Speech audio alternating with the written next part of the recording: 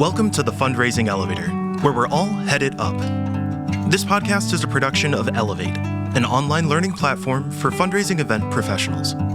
We're coming to you today from the studios of the AV department. Please welcome our hosts, Kristin Steele and Samantha Swaim. Hello, and welcome to the Fundraising Elevator, where we're all headed up. We've just come off our Elevate conference, and our last two episodes were a deep dive of episodes filmed there live at the conference. We have a number of other conferences coming up we want to make sure folks know about. So we will be at AFP Icon in Seattle, and so if you're going to be there, please stop by and say hi. We hope to see you. We'll be at the Raise conference in September, and I see Bradley has a Raise conference behind his head. This year, it's in San Antonio, so we hope folks join us there. And the Nonprofit Storytelling Conference is coming up in November in sunny San Diego. So 3 awesome opportunities. We also have our free webinars, and our education page has a number of great webinars coming up at the end of April 23rd and 24th. We have a 2-day deep dive into stewardship, a stewardship intensive with the Cause Catalyst team.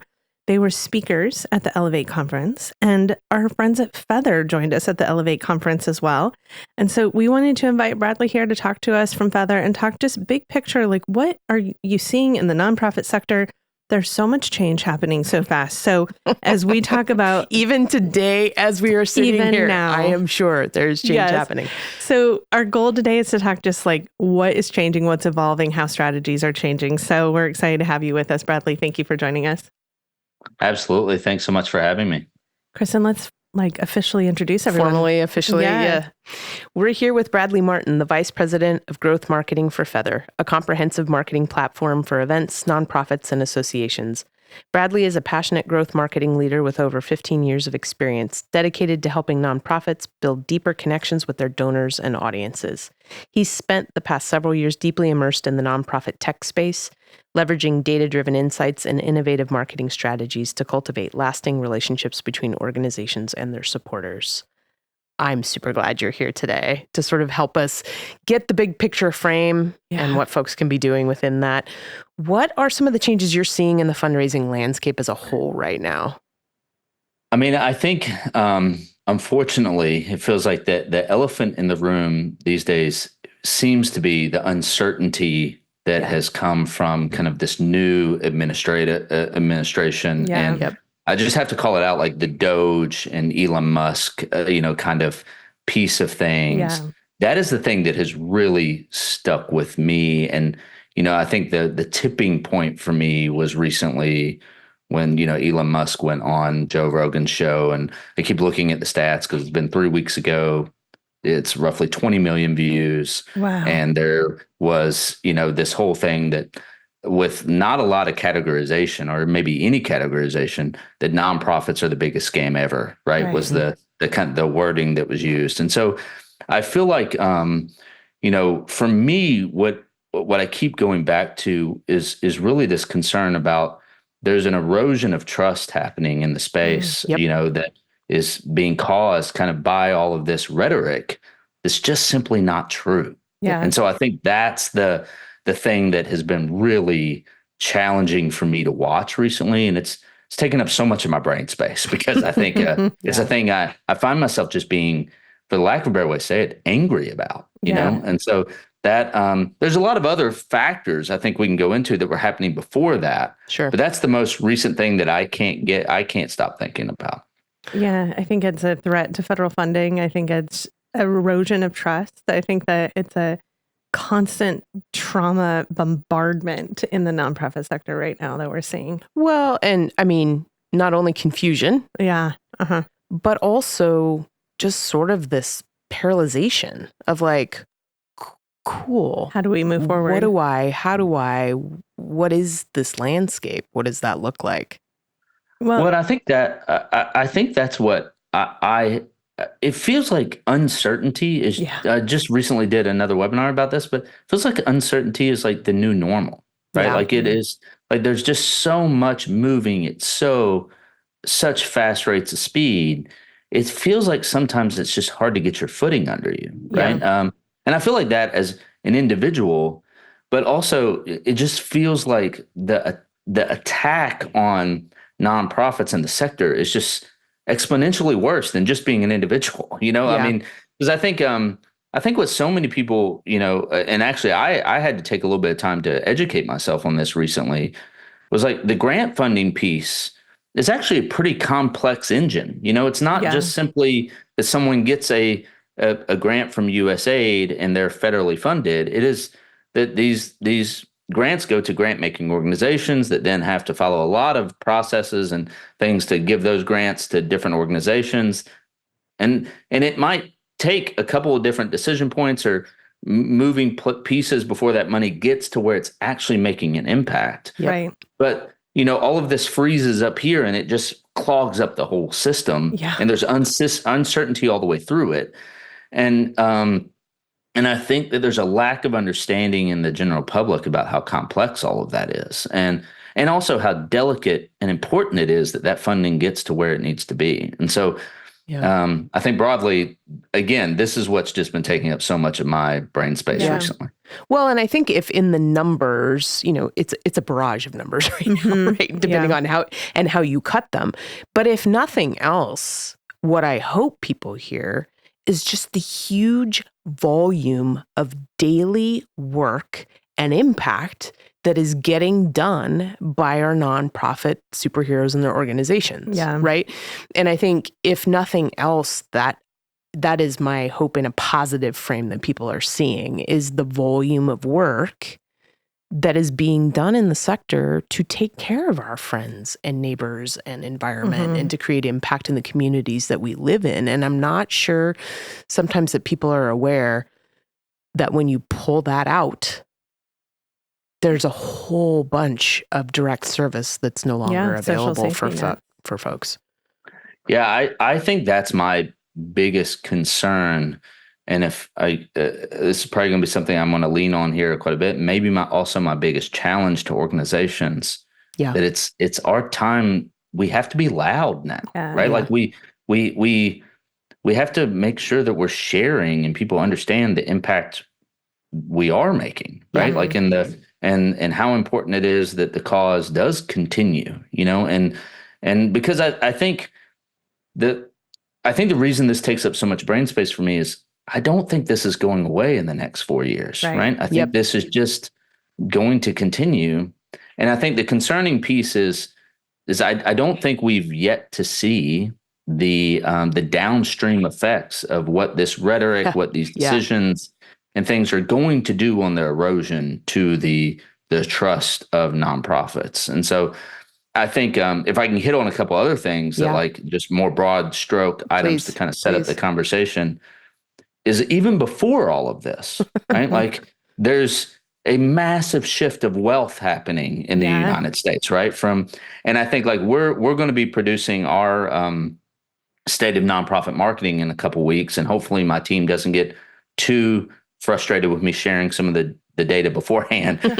but what we're seeing, we surveyed over 500 organizations or close to 500 organizations, and still the vast majority of them are getting their funding when they're looking at individual fundraising through baby boomers, right? And so like it's still the number one source of funding. And then, it's millennials, but then you get into Gen X and Gen Z and things like that, and it just falls off a cliff, And so like, and I think that, and we're seeing that also, like the USA Giving report shows trends where it, for the first time, maybe ever, or at least since they've been doing it, less than 50% of households are actually giving to a nonprofit, period. And you can see the same stats happening in Canada. And so like the general public is, we're still relying kind of on this smaller subset of the public to now we are at least to give. And unfortunately, like those aren't moving in directions that we want them to be moving in. They're moving in kind of the wrong direction. And so I think but here's the good news, right? There's so much room for opportunity to improve all this, right? And I actually do believe that, right? Like I think that's the thing that like, I'm not saying that just to try to positively spin it, that it's true. Like there's so much opportunity out there or green field now that maybe even there wasn't historically. So I think like there's all these trends that I've kind of said, maybe I've not said out loud, in the public yet, but should, I think, be almost viewed as canary in coal mines that we should really start to pay attention to, that there's some things here we really need to recognize and think about how we're going to respond to them. Yeah. I think it's scary to think about all the systems that are changing and sort of the erosion of public trust, erosion of funding, erosion of all the like infrastructure we've had. And yet at the same time, I think that in the destruction, there's an opportunity. Yeah. And I have this vision of the nonprofit sector, a very resilient sector, and a sector that's focused on solutions, right? Mission and solutions. That if we know our mission and we're clear on our mission and our work and our clients and who we're serving, that as the erosion is happening, we can be rebuilding it in a better form. And so I have this real hope that people are thinking about, how do we use technology differently? Yep. How do we change our strategies? How do we not rely on, to your point, Bradley, so many, generations of our sort of best practices are built on different models of giving and different philosophies of giving. How do we adapt to where we currently are at and rebuild something that works better for everyone? So in that, not to be Pollyanna, because I think that it's scary what we're going through, but in that you work with so many nonprofit organizations, you're like seeing across the whole sector, across multiple countries. How do you think technology is playing into this, and how are people like changing their technology strategy to evolve to the like ecosystem changes we're experiencing? Yeah, I think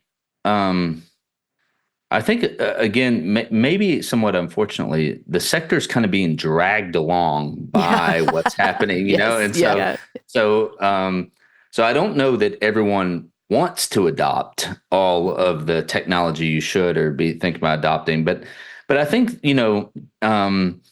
it's really interesting because if you look at some of the data, there's some really good data in kind of the U.S. Giving Report that's really interesting to look at.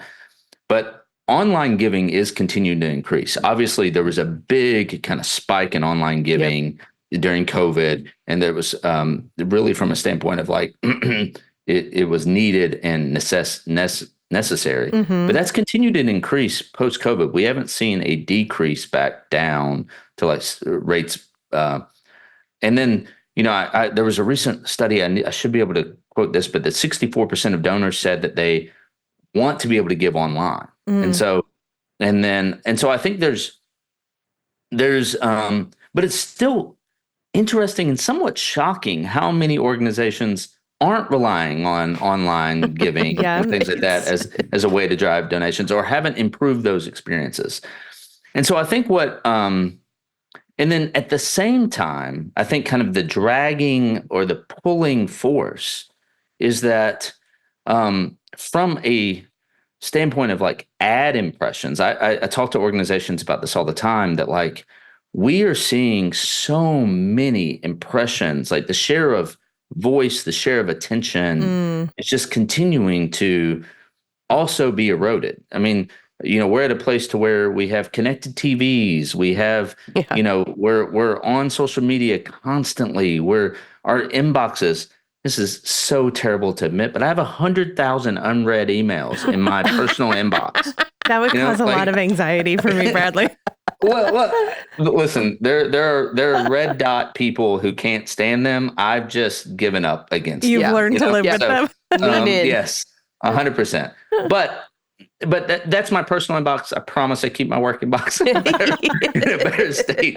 But I think the whole thing there is, I was actually given this the other day. There's an organization I love here in Nashville that I support. They've sent me 7 emails this year, right? Target sent me 7 emails. This is not a joke. This is not a hyperbole. In the last 3 days, and so and so I think there's some of that we have to recognize. We're not competing with the nonprofit down the road, right? Or the organization down the road. We're competing for the share of voice and the share of attention that we're getting from all these brands and all those things. So where that leads you from a technology standpoint is that, that most organizations, like I'm going to throw some stones here, right? Or when they think about social media, it's just Facebook, right? Yeah. And again, I was talking to someone at the P2P conference the other day that said, when they talk to the younger generation, they're like, yeah, that's the platform your grandparents use. And so I think like there's all of this from a technology standpoint. There's when you think about like, how are you showing up? Right. And the good news is it's easier than ever. It's easier than ever to show up. It's more cost effective than ever to show up, especially in front of the right audience. And so part of like the technology, I try to be careful because the technology should support the strategy you're trying to implement, not let the technology dictate the strategy you want to implement. And so I think trying to figure out where is your audience spending time, or where's the audience you want to be in front of spending their time, and how do you get in front of them, and what's the technology that supports that? I think it's just a really important question to constantly be asking yourself, because it changes quickly, and so like what might have been true this year may not be true next year. And so I think that's some of the harder stuff. And I still think, last thing I'll say about technology is if you don't know where your funding's coming from like a standpoint of being able to track results these days, you've got to get to that, because like that is one of the most accessible things. It used to be really hard, right? Like 10 years ago, it was actually a lot harder. But now with just QR codes, with all these things, we can track very clearly where people are coming from. It just takes learning it and implementing it.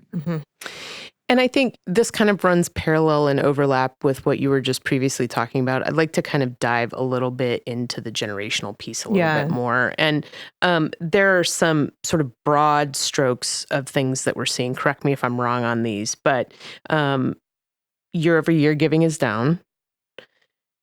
This was the first Giving Tuesday that was less than the previous year, which likely some of these are bellwethers talking about generational shifts and where people are and how we're getting to them and what that looks like.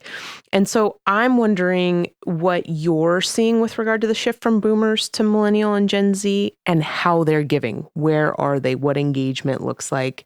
But also, what does that tell us about kind of their sociological profile as donors as well, is probably more importantly what folks should be thinking about. So I think there's a couple things that are really interesting here. I think there's some data to rely on, but then there's also, I think if you're okay with it, some assumption I have about what drives some of that data. I do think that what we're seeing is obviously, and sounds obvious, but like the younger generation thinks it's insane to not give online, right? Like there's definitely like there's some just assumption there where they're aiming to give online and things like that. And I think, but there is, and it's hard to parse it out a little bit because like, as I was mentioning from the state of nonprofit marketing, I think what we found, I think these stats are correct, but it was like 60% or maybe even 70% of the total giving that was supporting organizations was coming from millennials or Gen Z, right? Or sorry, not Gen Z, millennials or baby boomers. Right. And then the bottom two just with Gen Z, Gen X and Gen Z are giving less than 30% of the funding. And I have a little bit of a hard time parsing out, like, is that just because of where they are in life?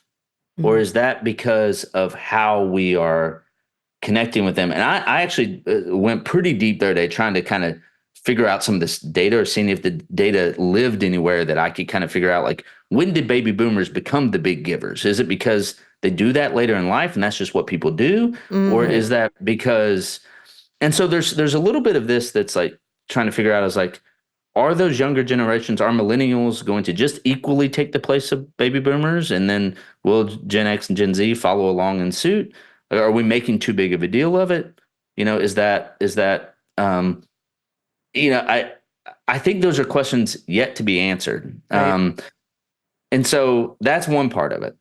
I think the secondary part of it, though, I think is just obviously, I have 4 kids.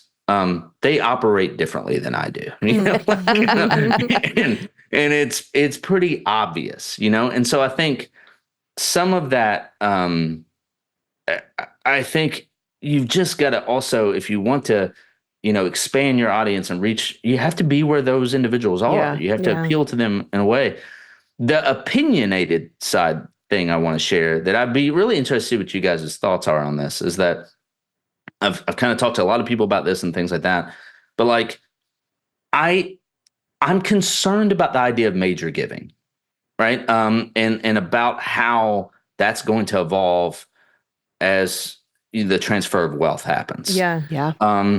I believe my parents' generation and kind of the baby boomers and stuff like that actually got a lot of value out of being able to give, right? Like being able to, and they, I say it in the most ridiculous way, but it's kind of like they like to have their name on the ivory, right? Like there was some status in giving, right?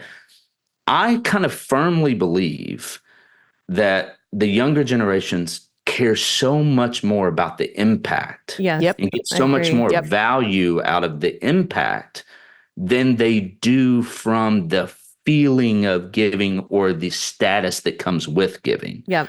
I think they're much more goodness, I'm blanking on the word, but they're much more doing things in the moment.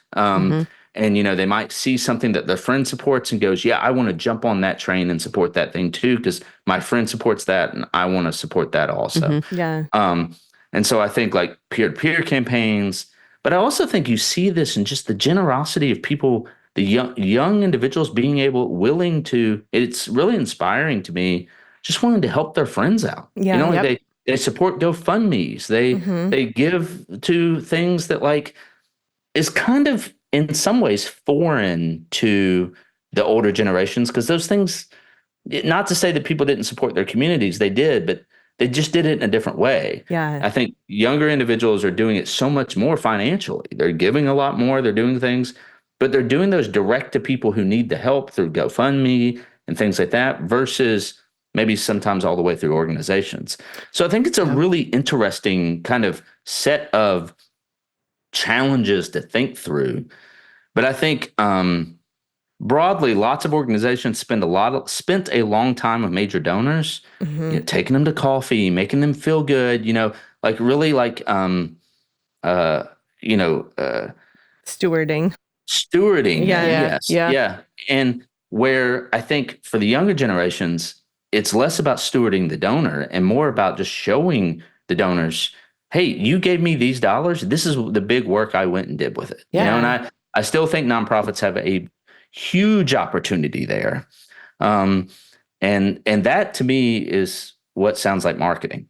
So like for a nonprofit, it absolutely is that. It's better storytelling. I mean, I think the reason GoFundMe's do well is just like our special appeal, and we preach to the choir on this, one specific story of impact and how you can be a part of it. These opportunities are shortening the distance between donors and their impact. It's an immediate, and it's a feedback loop that's very quick. I think we had habituated major donors for a period of time that having your name on that seat in that theater is how you buy legacy. Right. When have I ever sat down on somebody's seat name in a theater and had a real wonder about them as a major donor and how they spent their life? Maybe I should, but I don't. Right. So I think we're looking at actually a great opportunity that nonprofits and these opportunities to give are telling better stories that are hitting the right buttons for people where they are. I think technology is facilitating that. Absolutely. In terms of being able to speed it up, make it direct, make that feedback loop a lot less. But I think it's that you have to mirror, if we all have computers in our pockets that give us immediate gratification, that experience as a donor, when that's not mirrored, we're gone. Yeah. Like that brain chemical moment, you had me and now I'm out, right? We're habituating, to your point, Bradley, about all the emails from Target and like you're competing with all of that. So how do you set up an experience that meets people where they are, provides them what they need, and then they can move on with their day?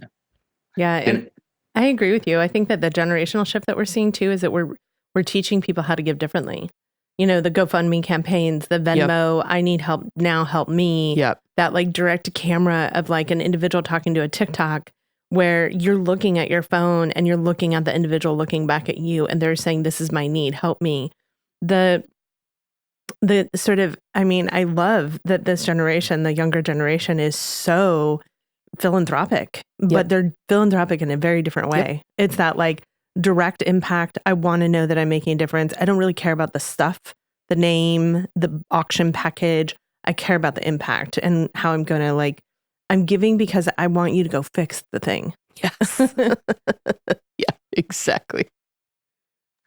Yeah, I agree. And I think we can't hit on enough how much delayed gratification has went out the window. Yeah. And I think it's such an unfortunate, reality. But like these younger generations, they are used to, and we're becoming more used to it, right? Like the instant gratification of, the fact if something takes 3 days on Amazon to get to my house, I'm like, what in the world? Why 3 days? That should have been here in 24 hours. And so, but I think that whole piece of information, of getting that gratification back and getting it quickly, will keep people engaged, right? I think the one quick illustration of that, I'm going to go back to the organization I support and the 7 emails that sent me this year, right? I went back and looked through my own inbox because I have 100,000 unread emails. I don't delete anything ever, right? But I looked at this actually for a webinar as an illustration this week. I hadn't I went to look and say, like, had they really shared their impact with me? They'd sent me a bunch of appeals, right? Yeah. Mm-hmm. One email in the last year where they shared what they had actually done with the donations I've given, right? And they're a great organization. They do amazing work. I know that. That's why I support them. But they'd sent me one email and I hadn't opened it, but have I seen anything else anywhere? Anything on social media? I follow them on all the social media platforms. No, and I think that's the whole piece of like, this goes back to where that's marketing, right? Like the marketing that organizations have been so tied to marketing is fundraising, and fundraising is appeals, and I think like we can't justify marketing outside of it being attached to a fundraising campaign, and I think we've got to move away from that. We have to move away from understanding that, there's some branding you need to do, and that branding simply is just showing your impact. It is, I think one of you guys just made a point, but it's picking up your phone, right?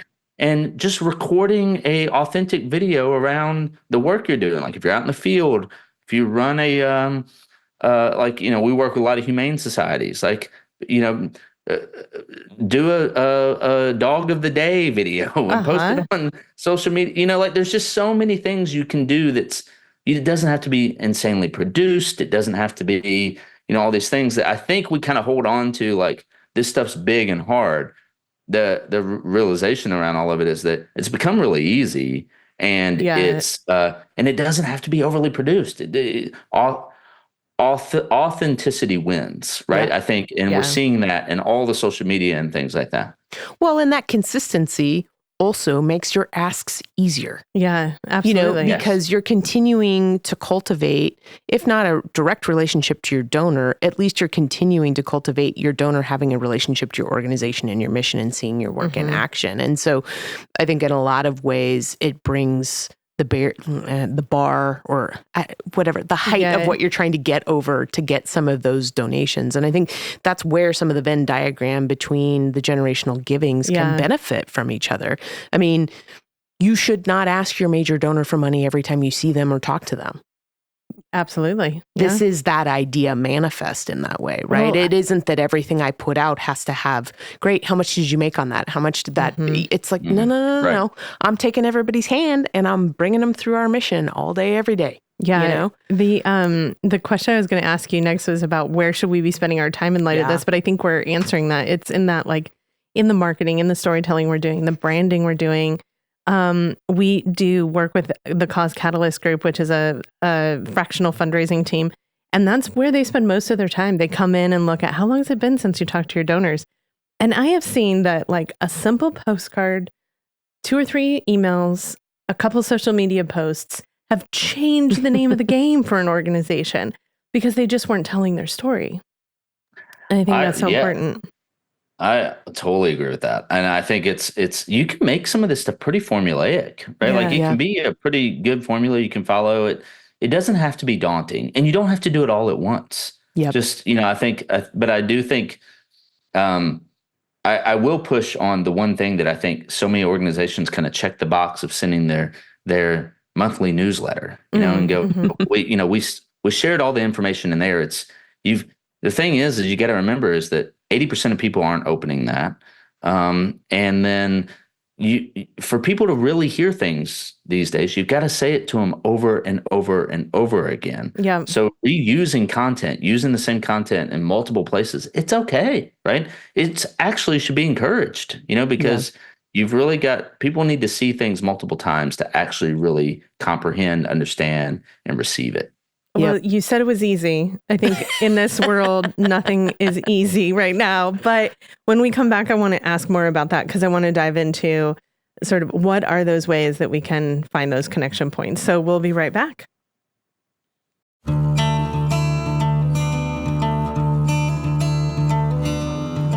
Ready to take your fundraising to the next level? Need to get unstuck in your event planning? Now's your chance to connect directly with the experts behind the Fundraising Elevator. Book a one-on-one consulting session with Sam for strategic planning and fundraising strategy, with Kristin for your program and storytelling, or Mary for your registration and data tools. They're here to provide you personalized answers to all your event questions. Don't wait. Raise more at your next fundraising event. Book your session today at elevatenonprofit.com. You can also find the link in the show notes.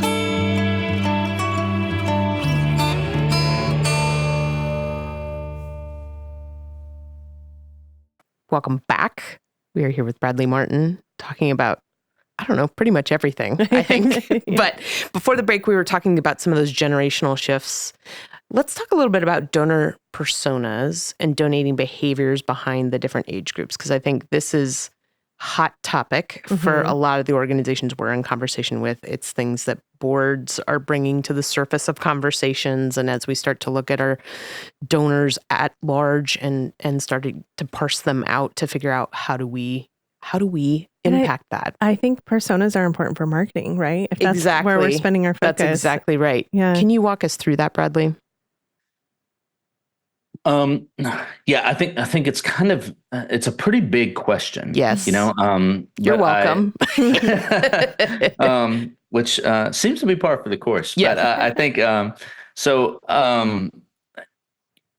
I think we tend to, we were talking earlier about generations and stuff like that. And we tend to put people in kind of these buckets based on their age and things like that. But I think as you're really thinking about your personas of who you're attempting to go after, that may be a starting point, right? Of like where they are from an age and stuff like that. I think a really great exercise is to realize you should deliberately not be trying to talk to everyone. I want to make sure I say that clearly. Is like your goal is not to talk to all of society, right? There is a group of people that you probably can bucket into different buckets that care deeply about your mission, your cause, and things like that. So as I think about personas, especially from a marketing standpoint, I try to give those people a name. I try to find a picture of them online. I actually, attempt to create a basically, for lack of a better way to say it, almost like a battle card of sorts of like, this is Susan, Susan cares about this. Susan's age. Susan has kids that do these things, Susan. And so I don't know if that's answering really what you're getting at, but I think like, it's not only Susan, there may be also, Darius over here who also cares deeply. And these are the reasons that they care. And they may care about actually different causes within my organization or different, programs I have. And so this to me, I will say, is not easy, right? I think this is part of the hard work. Like this is the hard work. And then for me, from a marketing perspective thing, I think about a lot is where's Susan and where's Darius spending their time, right? Where do they spend their attention and time, and what are their kind of behaviors and things like that? And what do they care deeply about even beyond my organization, right? Because I need to connect with them, right? And I need to build trust with them. I was at the P2P forum the other day, and I keep repeating this, but I was on a panel, and it's a woman named Cassandra from PainCan that was on the panel also. And she brought up the line that was relationships move at the speed of trust, which I had never heard before, but I loved it. You know, but I think like as you're thinking about kind of broad personas or groups, you know, that you're trying to engage with, it's like, how do I build trust with this group? What does this group care about? Like that's really that's the value in personas. The value is not just like putting people into buckets. It's identifying how I can connect and build trust with them. That leads to everything else. Yeah. You know, and so I don't know if I'm clearly answering your question, but that's kind of like just broadly as I'm thinking about personas, that's how I'm defining them and thinking about them. I think a persona exercise requires that you talk to your donors, that you understand their investment, and you ask them like, why do you give? When you have that, though, I mean, we've done persona exercises with organizations that it's been a game changer to realize that the people that staff the organization are not necessarily the same persona as the people who give to the organization. Right. But you said something, Bradley, in that you're not necessarily trying to meet everyone. You're trying to meet your persona, your donor, your donor demographic. And we were just working with the board of directors that had received a video testimonial from an individual that had been through their program. And they tossed and turned about whether or not this testimonial spoke to their whole donor base, whether it was a testimonial that was sort of the bigger, broader, would it attract everyone?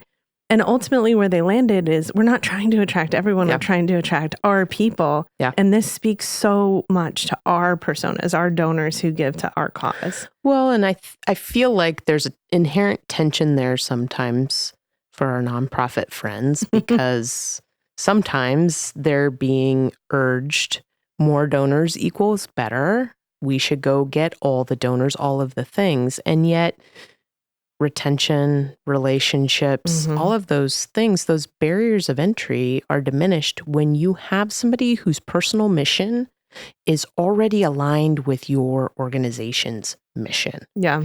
You don't have to convince them. Right. Now your work becomes, look at how well we do this work. Don't you see your mission taking place here? Yeah. You know, and so I think I love that idea of you're not trying to get everyone. And I know some people are like, but we are. It's like, no, actually you're not. You want your people that will be rabid evangelists for your cause, who feel amazing when they give to your work. Yeah. Well, you said something I wrote down that I want to ask you to expand on. You said to focus on your share, the voice of your share of the wallet. Can you talk more about that? You mentioned Target sending 7 communications a week and your organization sending 7 in the whole year. Can you talk more about like how much is enough? Where are people spending their marketing time right now? Is that all platforms? Like, what does that mean to take up your share of voice? I think so. I think there's a great question coming from their persona question, because I do think all of this starts with audience, right? Yep. Everything starts with the audience you want to be in front of, and those audiences can take a lot of different shapes. I'm going to give one just quick tip around identifying some of this. Okay, surveys are great, right? Like, and I think people oftentimes there's 2 things I think that they do wrong with surveys. Number one is they don't use them. Right? So that's like, it's the most obvious thing. Yeah, but they don't look at the answers. Yeah. Well, 2, I would say, is that they let their own biases get in the way of getting really good feedback. And so we have this crazy technology now that's called AI and stuff like that, right? But one of the things, I'm not advocating largely for AI, but there's a couple things it's actually really good at. Mm-hmm. One of these things is if you're doing a survey, ask open-ended questions, right? Like don't just make everything multiple choice, because your bias is in the multiple choice. Yeah. The answers you give them. And so like a great question may be, if you were to explain to a friend what my organization does, what would you say? Right. Mm-hmm. Like, and let people answer some of these questions in an open-ended way. Just getting 10 of those and reviewing them may drastically change your perspective about the perception of your organization, or how people explain your organization in ways you've never used. Yeah. Right. You could also ask these open-ended questions, and maybe you've got 300 responses. Kick it over to an AI tool and tell AI to summarize it for you, which can be done in such a quick way. Yeah. 3 minutes later. Yeah, exactly. But I think the thing I'm pointing out more is that this, you letting your audience that you already have educate you on the audience you want to be in front of is incredibly important. Mm-hmm. So getting into actual tactical about how you can more stay in front of your audience, I think some of the things that just hurt my heart a little bit that I see organizations don't do, right? So one of the most basic things is it's M&R benchmark report had put out that that average donation conversion rate is 15%. So 85% of the people coming to your website with an intention to give are not going to give, right? For any number of reasons. But we do so much work to get those people to our website, right? Yes. So much work. And the majority of organizations we're talking to don't do retargeting ads, right? Retargeting ads are the most basic form of ads. They're the ones that follow you around when you go look at a pair of boots on Amazon, follow you all around the internet, showing you those boots again, right? In terms of the simplest, lowest hanging fruit of share of voice, stay in front of those people who showed some interest, right? Stay in front, and you oftentimes don't have their email address, so you can't email them.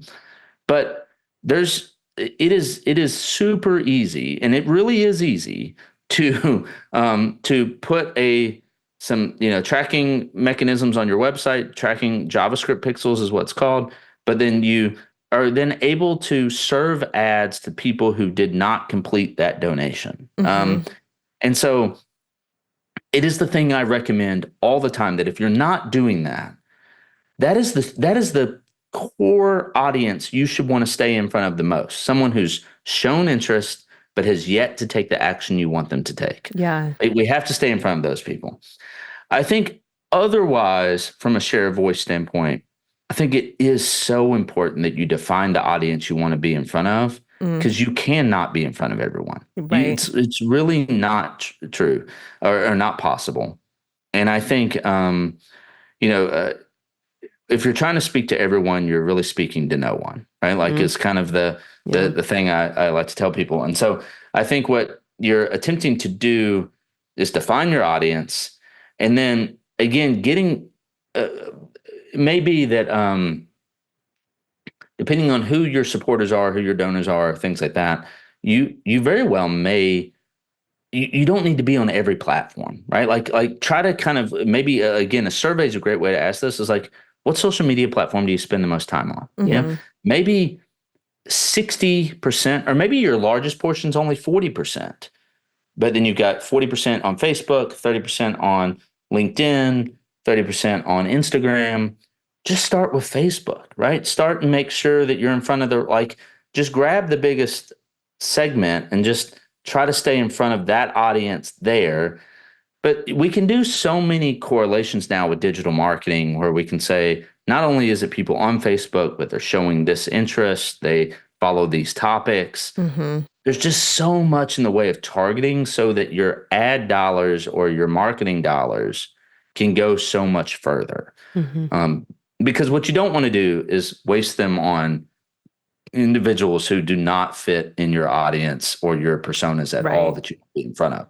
So I think when I think about share of voice, it is it's just making sure that you're showing up in front of that audience. That might sound so obvious. But then also, I think as nonprofits, we don't want to bother people. Like that's another thing that like I feel like I always hear is like, I don't want to send them too many emails. 7 emails this so far this year. It's only been 3 months. That seems like a lot. That seems like plenty. I think the thing is like consumers are not broadly bothered by you sharing information with them. Right. Now they might be bothered with too many appeals, right? Asked the wrong way or, too many asks. But if you're just sharing the good work you're doing and making sure that you're staying in front of them, sharing your impact, things like that, like they're going to love to see it, and you're not going to annoy them. You might annoy a few, but I'd rather annoy just a few and be in front of everyone I want to be in front of instead of not saying enough and having and end up forgotten. Yeah. We worked with an organization that did a little A/B testing on that theory. And they had been sending their once a month email. And so they had some good data about open rates and data about who was reading their emails. And then they moved into, they had hired actually a social media person who came in with some new strategies. And they had moved into a testing time period over the course of 3 weeks where every single day they just sent a little clip about their work, a little photo about what was going on. And what they saw was they're actually like reading rate, open rates, engagement rates, click-through rates all went up. But that retargeting component is something that blew my mind. I was recently in a conversation with Jeff on your team, and he walked me through a retargeting campaign, and it was so obvious to me because that's how we engage in the world. Like you said, you shop that pair of boots and now that boots is following you. They're following you around the internet until you actually buy them. That simple campaign can transform taking that other 85% who took the time to come to your website and keep them coming back to your website all the way through to the donation. Precisely because your mission is actually more important than those boots. Right. Right. So I think sometimes people, I think to your point, Bradley, where you were like, we don't like asking things. We're like, oh, shucks, I'll take this broken chair in the corner. Right. Like it's baked into the sector that we have to be shabby chic. Right. Like I think there's something about not being on a technology edge and not having those tools that we've been fed. Yeah. Which I want to bust that as a myth. But I think that we can use all those tools for positive human impact. Can I give you guys just a wildly crazy stat? Yeah. Let's go. So we ran this not too long ago across our customer base. Retargeting ads, right? Just across our customer base, we have over 1,000 nonprofits using the platform. Retargeting ads alone, like for every dollar spent, make $23 back in revenue. Wow. And so you don't have to use our platform to do retargeting ads. You can do retargeting yourself through other platforms and stuff like that. But like if you're not doing, and the beauty of retargeting ads is you're only targeting individuals who already came to your website. So the cost of them is incredibly low compared to other type of advertising campaigns. But that's years of data and over, I think it was like 6,000 campaigns ran over 1,000 customers. And it was, a 23x return for every, dollar spent. Which is better. That's better than an event. It is. Yeah. Yeah. Well, but the reason for this is the logic is insanely sound. It is that because someone came to your website, they came because they had some sort of interest. You did the good work to drive them to your website. Yep. They might have come after an event. They may have saw you at the local fair. They may have any number of reasons, right? They might have been another ad campaign you were running, a social media post, a friend.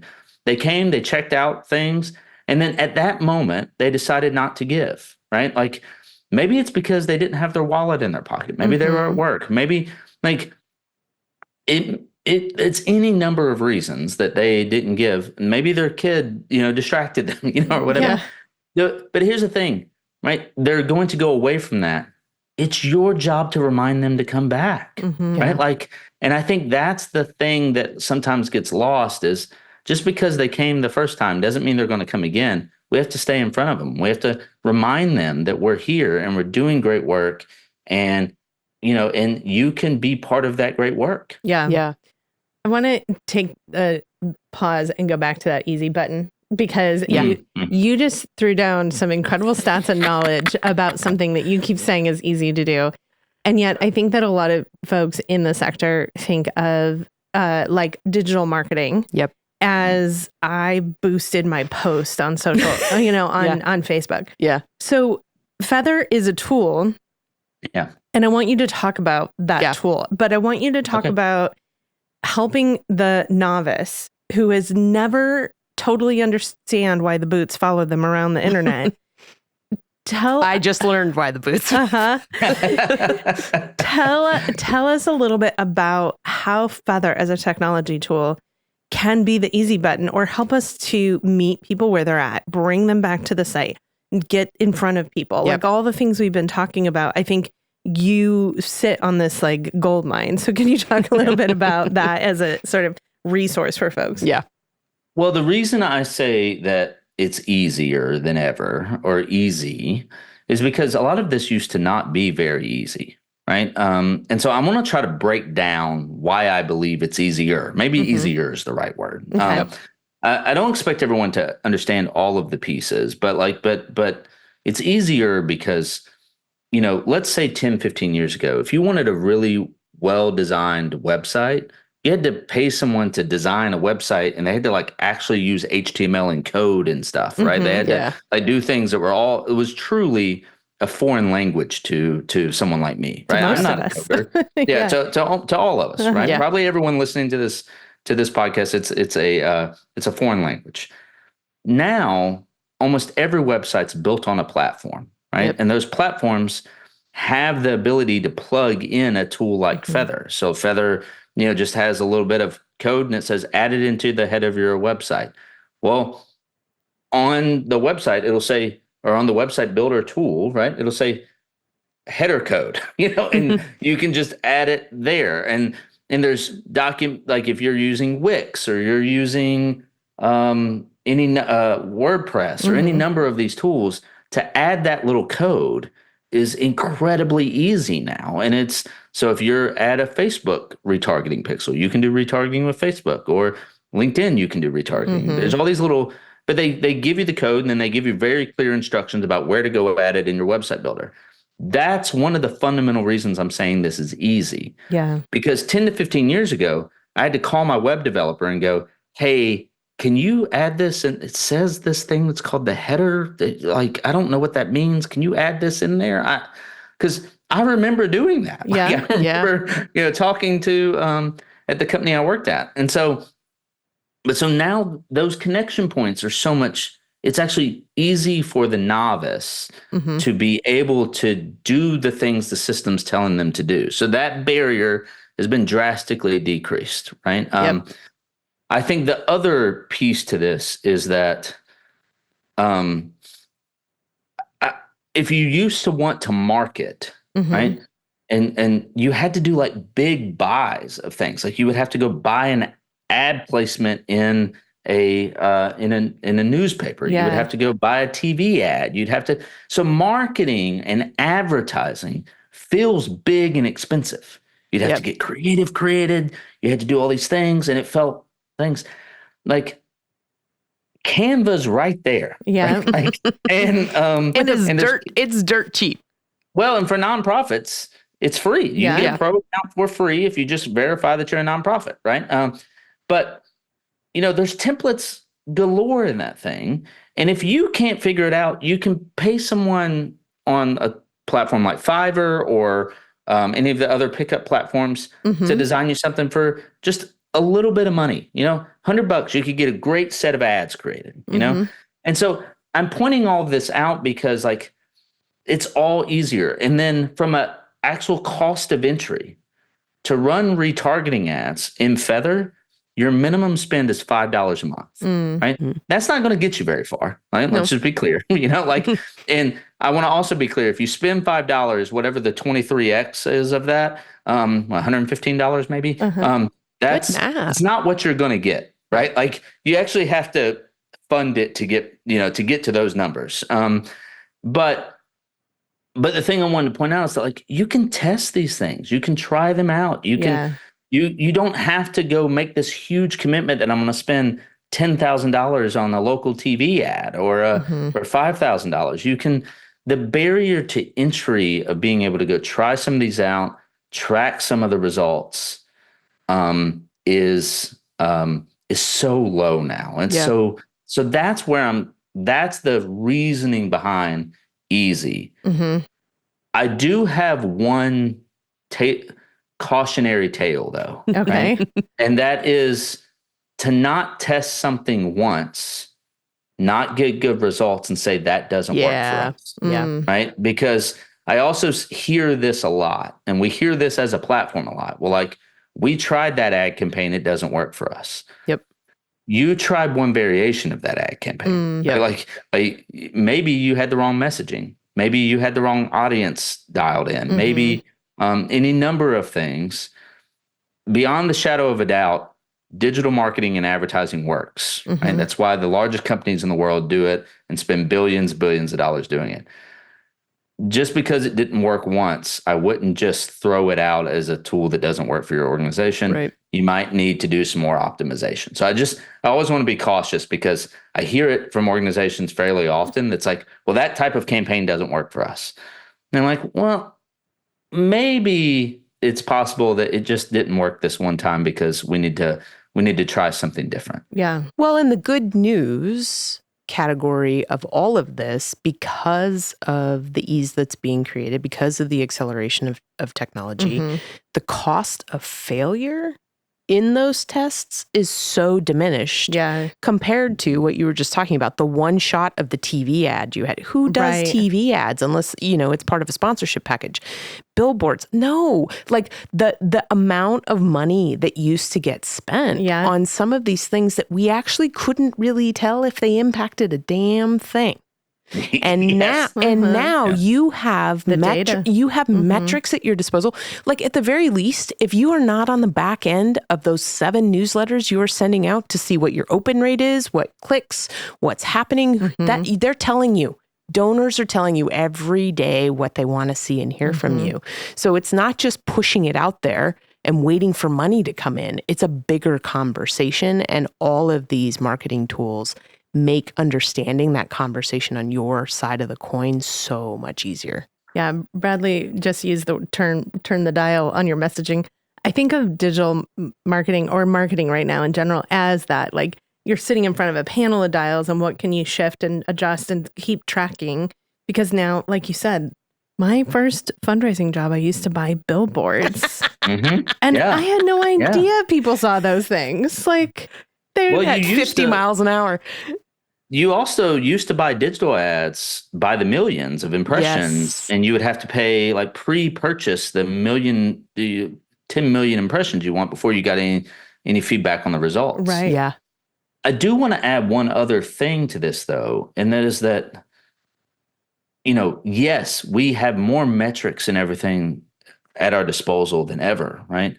There's also some caution around realizing that visibility and repeating something over and over and over again and all those things has a lot of value to it also. Like, like we always want to track directly this thing. And like, and as a digital marketer, as someone who's done this for almost 18 years for companies, software companies, I've been taught that you should be able to measure ROI from every single thing that I put out there, right? Like I should be able to, and my CEO and my boards and all these people have always expected it. I had a great marketing leader once, like, kind of help me understand that the magic is in when all the things start working together. Yep. And the magic is in when you can't really track it all, but everything's going up and to the right. And almost the most beautiful place is you go, I don't know for sure how this happened, but I know it all led to it. And I think, like, and so I just want to encourage people also that, like, if you don't see these amazing results, it's also okay to ask yourself, like, did this help or harm? Like, did it generally help us better be visible in the market? And also, did it help people be able to be more aware of us? And sometimes that's okay that's just the answer. Yes, that's the answer. And so I want to be cautious sometimes about Fair. like right now, I will admit this, like at Feather, we're seeing more people come and request demos. Mm-hmm. I'm not ever going to be able to tie it back to that I was on this podcast, that I'm going to be able to say, well, that drove, 7 demo requests. Right. It's going to drive probably 30 or 40, I assume. But I think we're just going to give people your cell phone, and they're going to call you and say, "Listen, Sam and Kristin said, yes, you're going to give us a demo."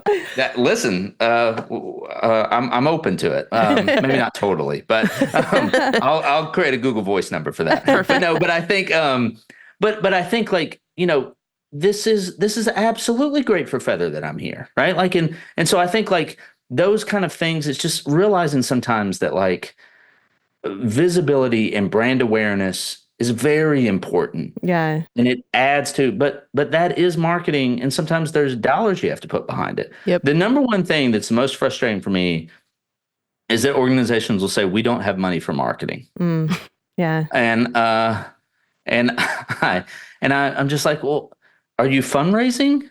And they'll be like, well, yeah, of course. I'm like, well, then you're marketing. Yeah. And so I think that's, some of the stuff, but yeah, easier than ever for sure. And I think it's just that you have to be careful not to try to do everything all at once. Yes. Well, I think in the bigger global picture is we're starting to see so many changes happen so fast. We have to keep evolving to where people are at to build that trust, because fundraising is at the rate of trust. So that's true. Yes. Circling back to that quote. Well, we're going to take a short break, and when we come back, we're going to jump in the fundraising elevator.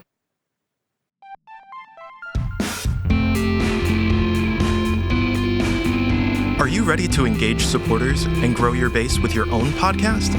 Then let us introduce you to our partners at the AV department in Portland, Oregon. In addition to delivering exceptional live event audiovisual production and videography, they also have a top-tier production studio and an expert team ready to take your content ideas to the next level.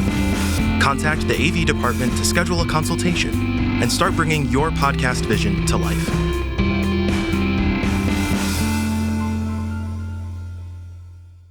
Welcome back. We are here with Bradley Martin from Feather. We have been talking about pretty much everything, I think, today, and I've loved all of it. We ask all of our guests to come into the fundraising elevator where they can offer our fundraising superheroes that tip, that elevator pitch moment of what can help them keep headed up. Bradley, what's your sage advice for our friends out there? Mine may be very simple. And it goes back to what we were discussing at the very beginning of that there's so much uncertainty right now. Mm-hmm. And the thing that I believe will help you get through the uncertainty is just having a bias towards action. Mm-hmm. It's not allowing yourself to find yourself in the, I get this in this place a lot where I find myself in the analysis paralysis of, and I have had to work really hard on this, but the thing that I feel like always gets me out of that is thinking about what are the simple things I can do right now that will be progress, right? Mm-hmm. And I like to write them down. I like to say what is the easiest thing I can do that will move something forward today? Mm-hmm. And I hold myself accountable to it has to be today and it has to be simple. So because sometimes I feel like where we might be finding ourselves a lot is in this place of concern and again, this kind of paralysis state of I don't know what's going on. What are, what do I do now? And I think the answer to that is do something, just, and make it simple, but ground it in it's something that will make progress, right? And so whatever progress looks like for you. And so I think we've seen it in a lot of the organizations we're talking to is that there's just a lot of inaction right now, and that's not helping us, move up. Yeah, it's interesting. It's a behavioral therapy tool to think about that ladder of all the things that you're trying to do that you need to do. And when you remove that bottom rung, it brings everything else down one. And when you remove the next bottom rung. So brilliant advice and beautiful advice for the fact that change is happening fast. So we just love the team at Feather. You all are a bunch of smart people doing really cool stuff. For all of our listeners that want to call your personal cell phone and say, we want a demo, how do people get a hold of Feather and learn more? It's on the website at feather.co. That's Feather without an E. FEATHR. Yep. Yep. .co, not .com. .com will take you to a furniture site. But .co, you'll find us. And so, but no, we would love to, we just love talking to organizations, and we love talking about these topics of how you can better engage your donors, your supporters, and even the population we serve. We see so many organizations we work with are actually using Feather to get in front of the people they want to help, and so, but we've really kind of solidified over the last year or so that our mission at Feather is to help organizations grow. That's what we're here to do. And we love to talk about it and figure out if it's a good solution. And sometimes it's not. And we just love the conversation either way. Well, I think Feather is providing that easy button for some folks. It's giving a new resource to something that used to be really daunting to do. And you're providing a lot of resource out there. So thank you. Thank you for talking big picture with us in this changing world. And we're so glad we were able to get you on the show. Yeah, absolutely. Thanks so much for having me. It was a lot of fun. Great. Thanks. The Fundraising Elevator is produced in partnership with Swaim Strategies at the studios of the AV department.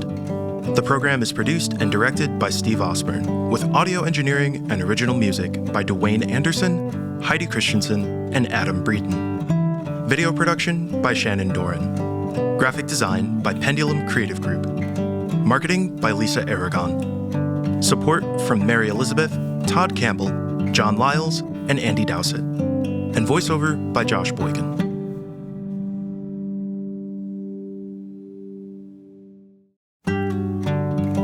Hey y'all, it's Kristin. Before we leave, I want to ask for your help to make the podcast grow.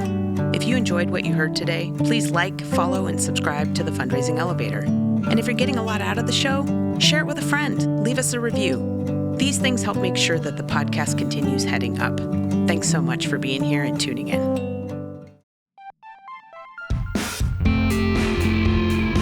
Event planners are discovering Avenue, the Pacific Northwest's new AV-forward event venue, intentionally designed with nonprofit fundraising events in mind. From the 93-foot video production wall to the highest quality sound and lighting, premier AV features are included in every venue rental. You'll find the space and audiovisual enhancements to create your unique and memorable event. Visit avenueportland.com to schedule your personal tour.